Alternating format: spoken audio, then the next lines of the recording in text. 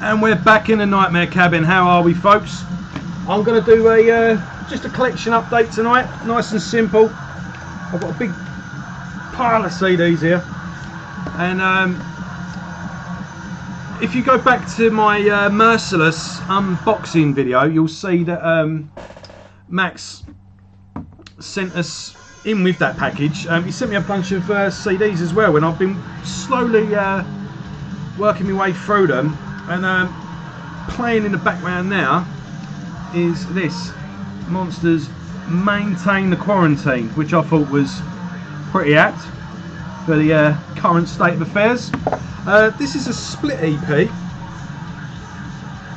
You've got Total Fucking Destruction, which is playing right now, who are pretty mental. Department of Correction, COAG, I'm not sure what that stands for. Miserable Failure, Unsue, and Infected Society. That's the so you got 23 tracks in total, so each band gives about, well, three songs. 1, 2, 3, 4, 5, 6. One band gives 7 songs. I'm thinking a lot of this is grindcore, to be honest, by the sounds of it. Yeah, let's see.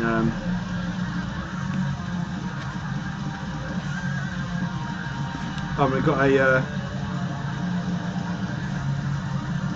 It's not very clear, is it? Yeah. So, Infected Society is brutal hardcore. Unsue is a bit of grind. Miserable Failure. Also, yeah, it's pretty much grindcore. COAG. I think this is. I think this is all tasters off their albums and EPs. So. Yeah, fucking hell, I can't get it in there. That's what we got playing in the background for you to check out. Where do we begin? I'm going to, from my last, yeah, I think I'll start with this. And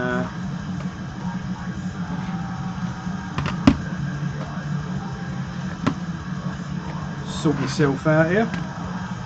And off we go. So on my last collection update, do you remember I got the Violence album, and as I unpacked it I realised it was the wrong one. Turned out it weren't too bad actually. I had it on another format with different artwork, so I kept it. But I went back there and ordered the right one, and it was my fuck up. It wasn't them sending the wrong thing, it was me. I ordered the wrong one. But yeah, Violence, nothing to gain. It's been missing from the collection for ages. It was on eBay for about £8, so I'm guessing it's a bootleg. Marty Worm and Guttural Monk just put out a couple of videos talking about bootlegs and sort of having a little bit of debate on where they stand with them. I might as well give my 2 pence really. If this isn't available anywhere else and I'm only going to get it for 50 quid or something ridiculous like that, I'm going to get it, sorry. If they reissue it, I'll get it again. I'll get it properly, but until then, I've got it in the collection and it's there for 8 quid. I mean, I know it's not good, but who's the real thief? The person who's printing these off and selling them for £8, or the fucking guy that's putting some album up there for £120 or something like that? You know, it's swings and roundabouts, but yeah, like I say, sometimes it's a necessary evil. I mean, the main one, a lot of people get his Monstrosities Imperial Doom, and I interviewed Lee Harrison about that, and he just said, like, I can't get hold of the album. There's no, you know, they don't want to reissue it, so if that's the only way you're going to get hold of it, what are you going to do? So yeah, one of those things. But anyway, not a bad album. You can kind of tell they're sort of not sure where they're going or where metal's going at the time, but still some good songs on it. It's far from the first album, Eternal Nightmare, but yeah, worth picking up. And you know, us collectors are like, we've got OCD until we get the whole collection. So there was I went on Discogs looking for one CD and found it for 6 quid. Saw that it was a English English record store, so the postage was going to be cheap. It would turn up quick, so I had a look through and bought a few other things as well. Spending money I ain't got, but I justified it by saying, yeah, I'm keeping them going through this lockdown. That was my way of justifying it. Spending money. But here we go. I picked this little package up. This is what I originally wanted to get. After the Stamping Ground video, I realised I didn't have this. This is a split with Northside Kings. Can you see that? It's not really showing much, is it? Stamping Ground 6 tracks and Northside Kings 6 tracks. I'll be honest, I've never heard of Northside Kings. I've got this for Stamping Ground side, but all covers. So you got Bringing It Down by Judge, Calling in the Coroner by Violence, just mentioned them. Malfunction by Chromags, fucking awesome band. As One, Knuckle Dust, we'll be talking about them in British Steel. Keep tuned. United Blood by Agnostic Front, and By a Thread by Inside Out. I think this was the last thing they did, or the last thing they released. It might have been before their last album. I'll have to look it up. But I'm getting good feedback on that Stamping Ground video. I might do a Let's Talk About video one day. When those demos, they've just been reissued on cassette, when that turns up, I might do the whole thing then. What else have we got? Yeah, so again, nice little bargain. Never had it. Sick of it all. Live and a Dive. Fantastic live album. 23 tracks. The band is sick of it all. You know what they do. They come on, no fucking about. Straight into it. Song after song. Good bit of New York banter in between all the tracks as well. And this is, it's kind of like a greatest hits. It's perfect set list. It's fantastic. Sick of it all. They never do a bad album. Some albums better than others, but none of them are bad. It's like pizza. It's never bad. You're always going to get your fill, and no band go up against Sick of It All live. They're just one of the best live bands ever. Tighter than a duck's butt. So I completed the collection. I've been really enjoying the new AC/DC album, Power Up. Is Power Up? Yeah. And I just noticed I was missing a few bits. I've got everything up to Flick of the Switch, so I've got all the main stuff. Then I've got Razor's Edge, and I've got the last 2 albums, so these were next to nothing. So I just thought, fuck it. Fill in a few gaps. So that's Ball Breaker. What's that? Hard as a Rock, I remember that one. I'll have to get a bit more acquainted with these. Blow Up Your Video and Fly on the Wall. It's not a bad little remaster series, this actually. Everything, you know, it's really nice packaged. You get a nice little booklet of everything. Is that? Oh, it's there. You get loads of notes and articles packed with photos. And yeah, it goes through everything chronologically, so they did a particular, you know, I've got pretty much everything in this series. I didn't get anything original. Everything I've got by AC/DC's in these digipack cases, and again packed with information and photos. So yeah, I just got into a bit of an AC/DC trip. I think everyone goes through a little AC/DC phase now and then. Once you, I don't listen to them for ages, and then I get the taste for them, and then they're all I listen to for a little while. So yeah, that's scratched that little itch. Again, nice little bargain. I'm missing from the collection. I only have had Mental Funeral, so I need to get a bit more acquainted with the almighty Autopsy, and this is Severed Survival. That is one of the best album covers ever. This is a 2-disc edition. You get a load of rehearsals and a load of live tracks, shitload of bonus tracks as well. 3 bonus tracks on disc 1 and 2 album tracks as well. Yeah, nice little digipack set. This album came with 2 different artworks. I'll give you the let's put that out. As you know, Sean, the drummer and vocalist, was also the drummer on Def's first album, Scream Bloody Gore. That's the alternative artwork now. Pretty handy. So now I ain't got to buy 2 versions. And yet again, oh, there's an interview in there. That's pretty cool. Loads of liner notes and all the rest of it. I like reissues, man. I don't, you know, why people get so hell bent on getting like a first pressing, and well, fair enough if you're lucky and you got it, or you managed to pick one up as a bargain, but don't go spending stupid amounts of money. They look better, you get a load of extras with it. Yeah, I don't know why. Yeah, so I'm happy with that. Where's the yeah, I need to get more acquainted with Autopsy. So yeah, and 2 gaps in my collection that I've decided to fill. I always had At War with Satan, most of the tracks anyway, on a Venom box set I got, which I'll show you at some point. So I never really picked up the album, but I also picked up Calm Before the Storm. Bit of a controversial album, this one, but I think if you take that off it and listen to it for what it's worth, it's a good album. But you just couldn't get hold of it for the longest time, but it's recently been reissued, so I picked it up. I thought while I'm at it, I might as well grab that as well. So now I've got all of Venom's albums. Let's go for the get that one first. So for those that aren't aware, you've got the first 2 albums, Welcome to Hell and Black Metal, which are classics, and this is pretty much a, you know, carries on the winning streak really. But they open up this album with a 20-minute song. I think they were getting a lot of flack in the press that they couldn't really play, or they were just trashy, so they kind of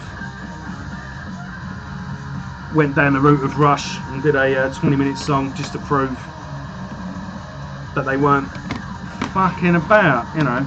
And look at that, ladies.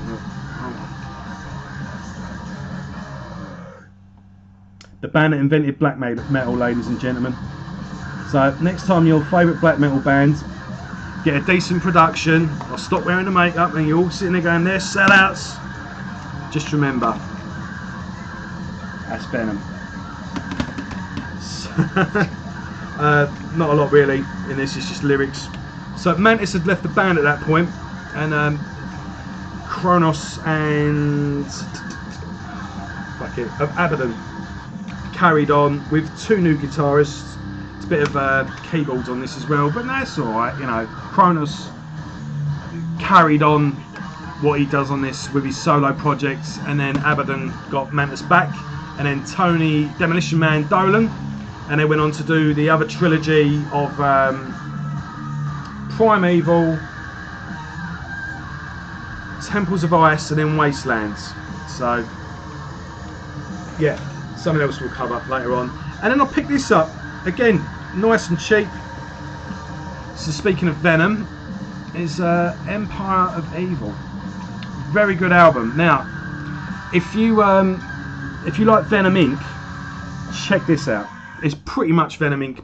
without Abaddon. Once Abaddon come along, that's when they started doing Venom Inc. But yeah, it's not a million miles away at all. It's obviously a separate project, but it's Mantis and Tony Dolan together doing what they do best, just doing good honest British metal, really, with a bit of a thrashy, kind of death, kind of black edge, really.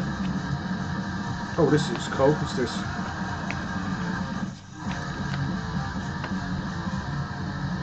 I saw these guys live actually, supporting Obituary. Really good live set. And then that's the next following year is when Venom Inc. kicked off, and then they carried on the way what they're doing with that now. But yeah, good band, good album, worth picking up. And if you've not heard it, it's kind of fallen off the radar recently, but yeah, definitely worth checking out, especially if you're a Venom fan. And then last but not least, I've got this recently. This just came out. This is Malevolent Creation, the demos. Now, there's a few bits and bobs here that's available on other compilations, and there was a reissue of the Ten Commandments on Hammerheart Records last year, maybe the year before, and you had a load of demos on the second disc then. But so you will possibly have these before if you've got that reissue, but there's other stuff, so I'll show you that there if you can. So you've got demo 1987, 1989 and 1990, and then live at Thrash Can, Miami, Florida, 1990. I think that was on that reissue, but it's worth getting this for the live demo of 1989 and the live EP from 1993. So on the live at the Trash Can, Miami, Florida, you've got no, sorry, on the live demo 1989, you've got Lee Harrison from Monstrosity on drums. He was an original member of Malevolent Creation, and he actually wrote riffs to 2 of the songs on Ten Commandments. The 2 songs escape me at the moment, but you can look that up if you're bothered. But what's nice to have on CD is this live EP, which is it's a 4-piece. Phil Fascinia on guitars, Brett Hoffman, the almighty Brett Hoffman on vocals, is obvious, he's on all of this obviously. Jason Black on bass, and Alex Marquez, the legendary Alex Marquez on drums. So that EP I've only ever managed to get hold of digitally. It's available on Bandcamp, so it's nice to finally have it. It's basically just like an odds and sods, nice little collection.